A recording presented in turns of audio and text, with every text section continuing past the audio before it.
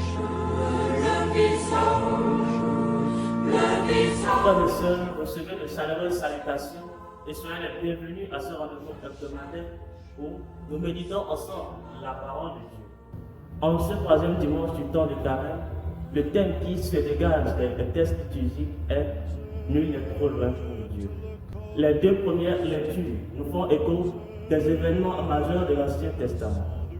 Dieu se révèle à Moïse sur le mont Sinaï comme celui qui est et lui confie la mission de délivrer son peuple de l'esclavage afin de l'introduire sur la terre promise.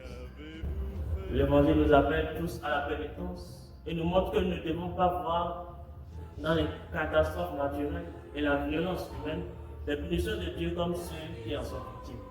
Dieu, dans son dessein d'amour, nous invite à un changement radical de notre vie mauvaise pour ne pas périr, nous qui jadis étions loin de lui. Car Dieu ne veut pas la mort du pécheur, mais qu'il se convertisse et qu'il vive. Cette volonté de Dieu de sauver à tout prix l'homme est ce qui ressort des textes de ce dimanche. Dans la première lecture, Dieu se révèle à Moïse comme le libérateur de son peuple du pays d'Égypte. Du buisson Adam, il appelle Moïse et lui dit « J'ai vu la misère de mon peuple, j'ai entendu ses cris, oui, je connais ses souffrances. » Fils et fille de Dieu, c'est à toi que le Seigneur s'adresse aujourd'hui. À toi, le Seigneur envoie son ange pour te tirer de ta situation, pour te libérer. Tu n'es pas trop loin pour lui. Il t'a vu et il te tend sa main secourable.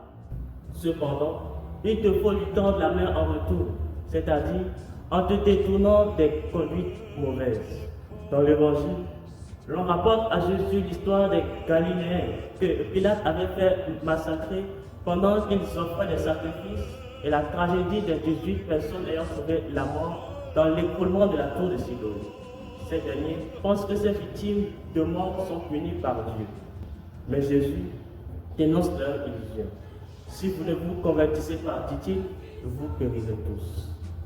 Frères et sœurs, il nous arrive aussi souvent de penser dans cette même perspective. Devant le malheur des autres, nous voyons une punition divine. Nous prenons les victimes comme des pécheurs, en nous considérant comme des justes. Nous pensons que nous sommes à l'abri de ces accidents. Oui, très souvent, chacun de nous se croit juste devant Dieu. Bien-aimés du Seigneur, convertissons-nous et croyons à l'Église. Saint Paul nous rappelle dans sa lettre aux Corinthiens cette urgence de conversion.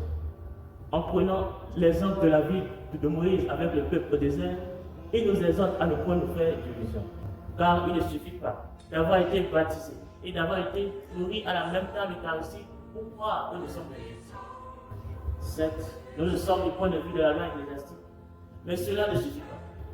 Il nous faut absolument faire ce qui plaît à Dieu. Et c'est ainsi que le monde reconnaîtra que nous sommes de vrais disciples de Jésus. Que celui qui se croit solide, qu'il fasse attention à ne pas tomber. Voilà l'enseignement qui ressort des thèmes de ce troisième dimanche de carême. Il vient accordé pour que nous pressions le pas vers la conversion. Quel que soit notre état, Dieu nous fait signe et nous invite dans son royaume éternel. Ne négligeons pas ce temps de grâce qu'il nous accorde. Ne pensons pas que le carême est trop avancé et que nous ne pouvons plus agir dans le bon sens. Rappelons-nous juste que nul n'est trop loin pour Dieu. Il est tendresse et pitié. Fort est son amour pour qui le craint. Empressons-nous donc de revenir à Dieu.